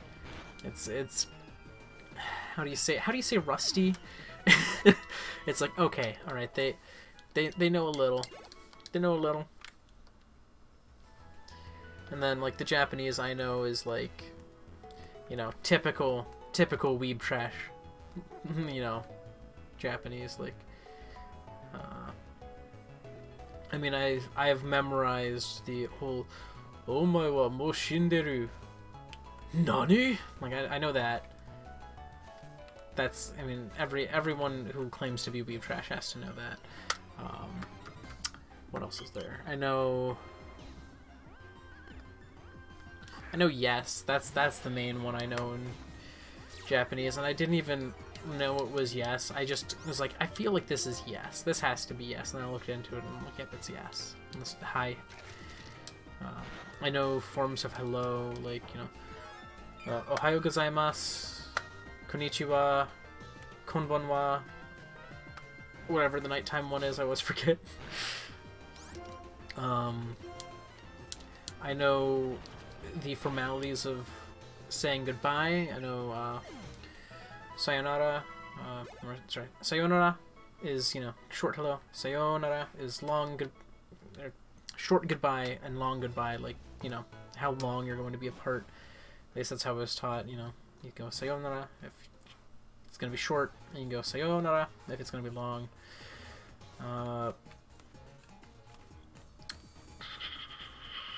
I know the formalities of masculine and feminine in Japanese, where I honestly, I think it's really interesting studying, like, Japanese masculine and feminines, because, like, in Latin languages, masculine and feminine is assigned to the object, not the speaker. So, like, in French, ice cream is une glace. It is the feminine. It is a feminine noun. Anything coming from a foreign language is inherently masculine in French, at least in most cases. Like, on pizza. I'm trying to think of, like, another thing. I mean, Pokemon would be on Pokemon. Like, it would be, you know, it's a masculine because it's a foreign language. It's not French. Whereas in Japanese, it's all about who's talking, and it's like, that's really interesting because that provides a whole new level of depth to things like gender identity. How it's really easy to tell someone's gender identity in Japan relative to the US. If you're in a place and there's a lot of people who are, like, either non-binary or transgender, it might not necessarily be super easy to know how someone identifies. People misgender people get upset, things aren't as fun. In Japan, it's really easy to tell if someone is still coming off kind of masculine, but they have a more feminine like, gender identity. they can start using the more feminine wording, and you'll know, okay, this person is, you know, more feminine leaning, they're more, you know, this way or that. Like, it's, I really like that. I'm gonna say Korean. I can't speak any Korean, but I can, actually, I know, like, you know, tiny bits. Like, I know a few lines from, like, Gangnam Style. I know, like, I can tell the difference in speaking between Chinese, Japanese, and Mandarin, rather, not Chinese, because there's also Cantonese, which is kind of its own thing, but it's still in China. I can tell the difference between Mandarin, Japanese, and Korean pretty effectively.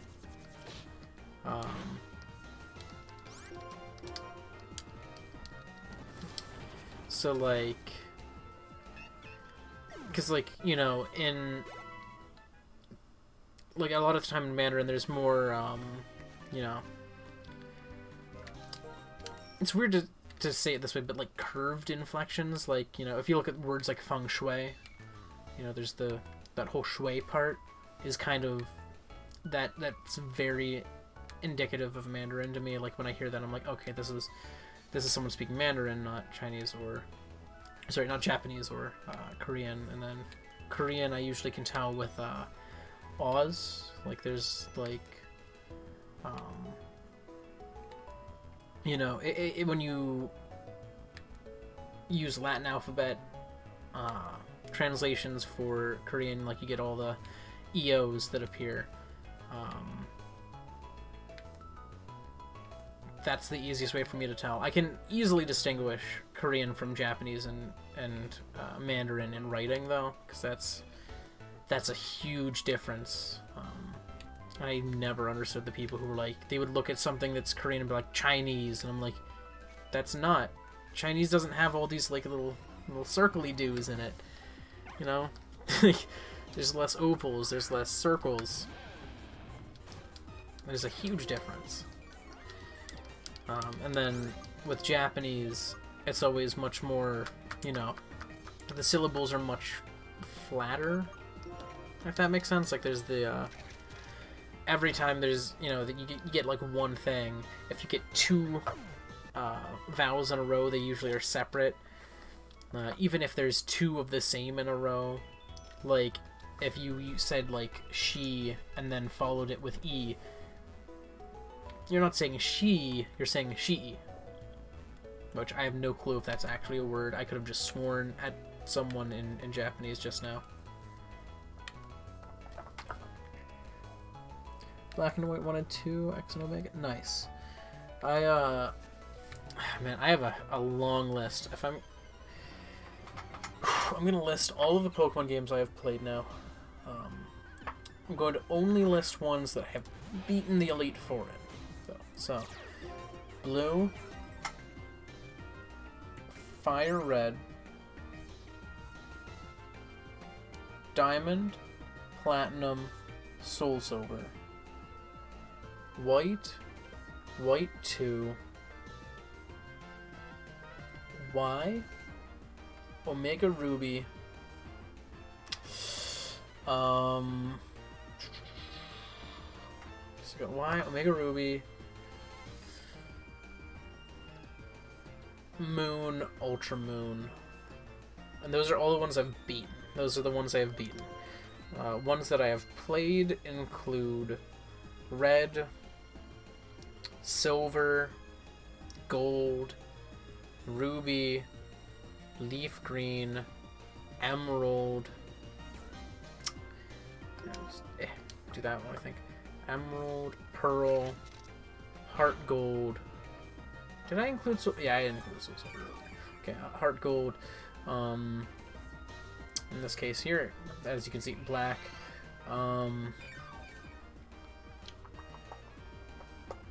X.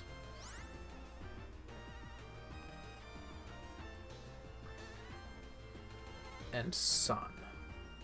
So I've played 11 games that I haven't beaten, and then I've beaten, like, what, 8?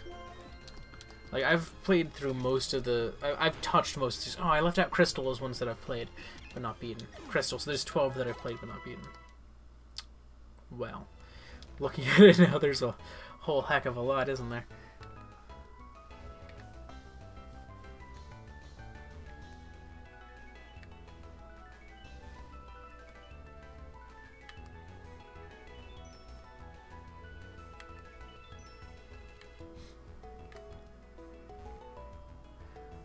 Alright, let's see.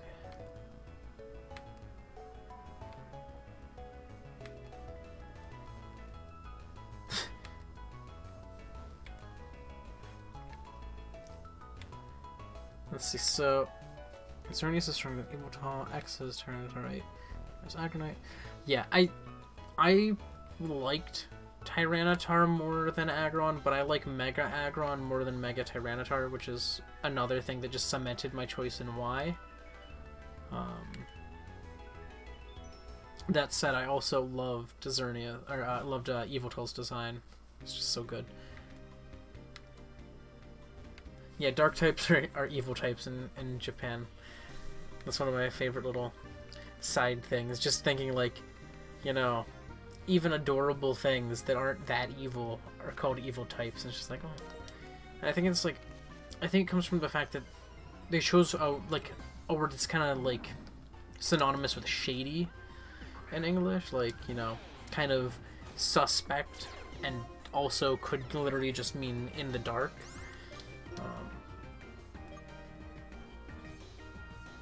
But yeah, I always liked that, you know, evil type. It's like, why are you the evil type? You're not evil at all. Uh-oh.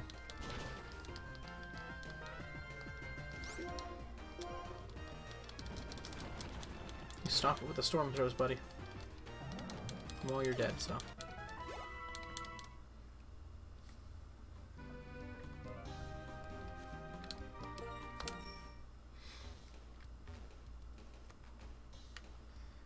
Alright. Only a few more minutes left in the stream before I go and, I guess, do another grind sesh at some point. I don't know if I'm going to do it immediately, but I plan to get around to some grinding.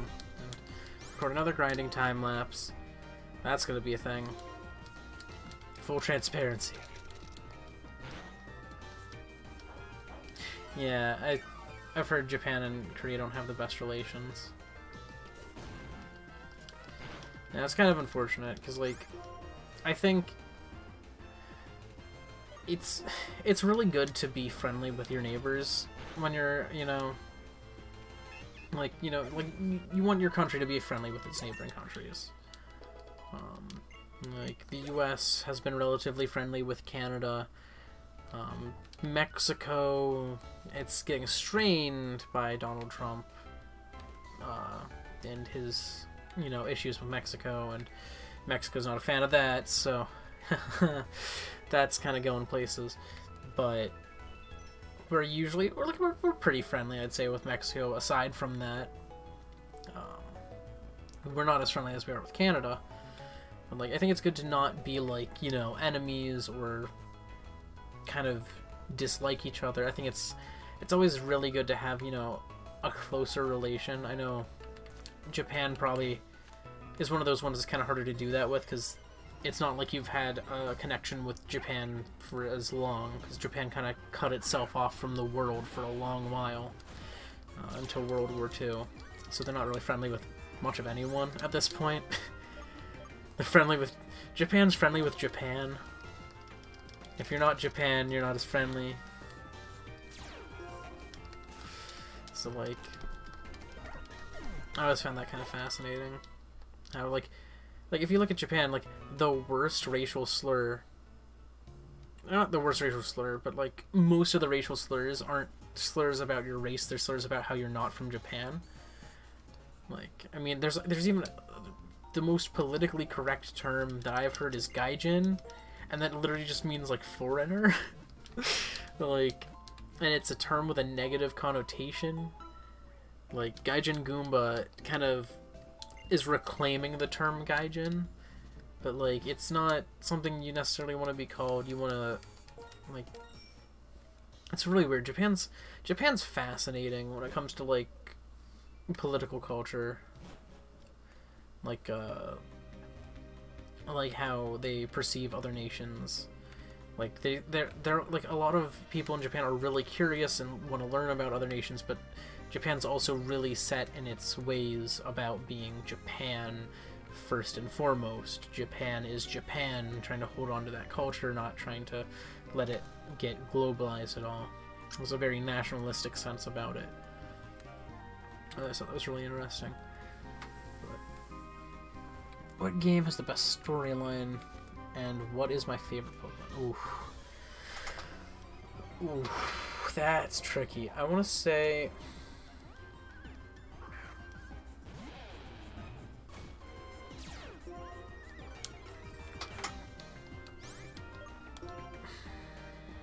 That's really tricky.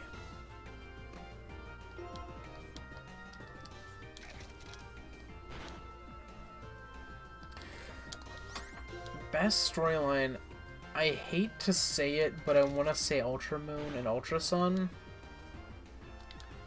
I think they have a better... actually, no. I don't think they have a better story. I think they have a better post-game, but Sun and Moon probably have the best story. That said, I personally really like the stories of Black and White 2, and the original Black and White. I think those are some of the strongest stories in Pokemon. But out of the sheer simplicity of it, I also really like Gen 1 and Gen 2 stories. They're kind of intertwined, so... But when it comes to favorite Pokemon, that is a much harder thing for me to answer, because, like... There's so many factors for me. Like, I love certain Pokemon because of just minute details. I love certain Pokemon because I just love that Pokemon. Like... So when it comes to picking a favorite, I really can't, like, pick a definitive favorite. Like... It was hard enough picking a favorite of each type back when I, like, that whole, like, you know, pick your favorite Pokemon of each type kind of thing was going on. But, like, let me think. I'll try and think of a favorite Pokemon, but it's probably not going to come to mind real easy.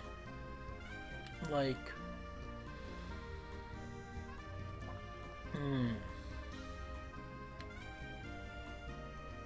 That's so tough.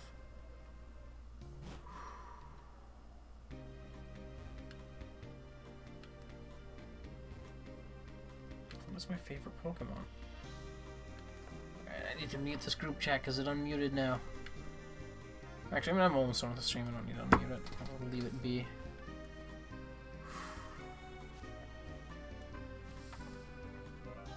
I did not watch the World Cup. I've never been huge into most sports. So yeah, there's 807 Pokemon. All right. Okay, if I break them down, I can do it pretty easily. I'd say favorite first stage Pokemon is Weedle.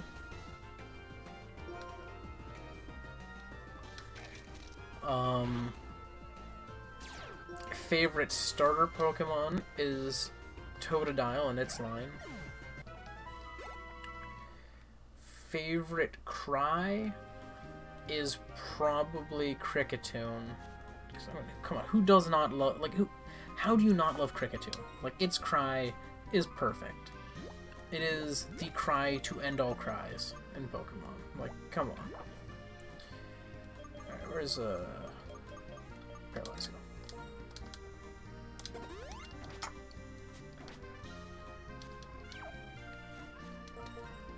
Favorite Mega Evolution? It's probably Steelix. Steelix or Abomasnow in design. Two of my favorites.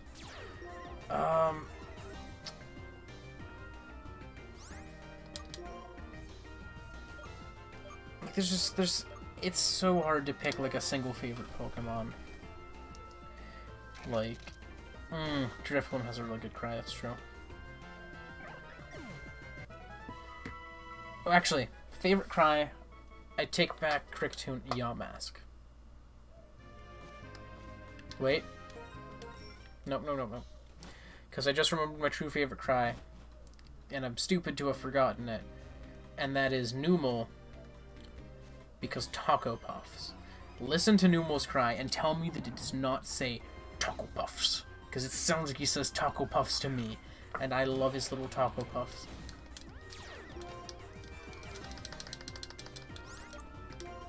Alright, who knows?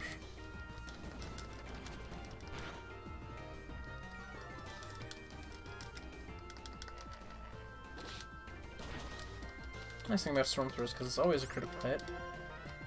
It can never get a critical hit.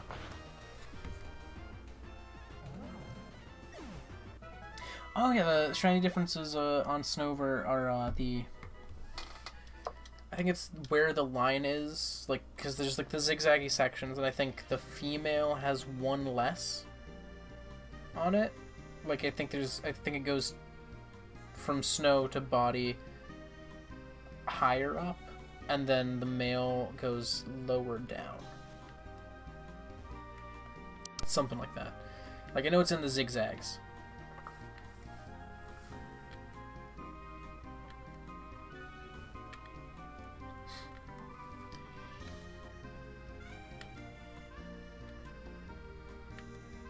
Alright, I think I'm gonna fight one more Audino here before I head out.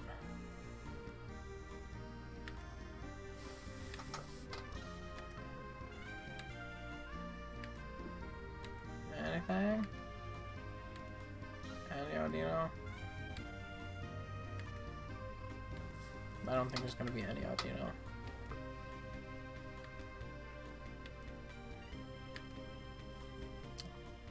Not seeing any.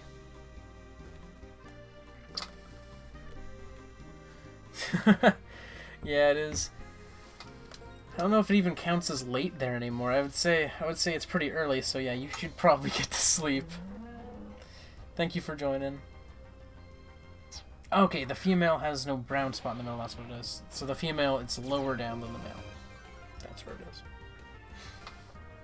I knew what had to do with the zigzaggies in the middle. I just didn't remember exactly what. Oh, so scary. But yeah, I am about to finish this off and head out. So, thank you so much for joining. Alright. Gotta save this. Oh, get out of the grass first. There we go. So, I'm gonna keep training these guys till they're all at 55. It'll probably take a little while.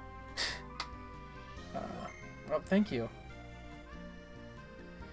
Alright, so let's see. Yeah, thank you so much. If you joined me live, or if you joined me after the fact, doesn't matter to me. Let's see. Let's do a full list of people here.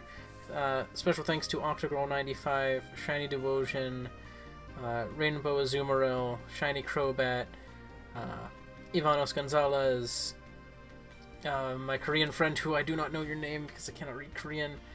I'm sorry. But thank you so much, everybody. I'm gonna go do human things as humans do, and that's what you should do too. Go to bed, because in Korea it is very late. Early. It is early. Early late. It's that time in the morning where you don't know if it's early or late. Alright, anyways, I'm gonna head out. I had some fun here. I have like an hour or two of grinding ahead. That is not going to be too fun, but I'll get to that when I get to that, and upload a nice time lapse of that for the full transparency's sake. But yeah, that's all I gotta say. Thank you so much. Goodbye. Farewell. Farewell and goodbye. I'm gonna go now. Bye.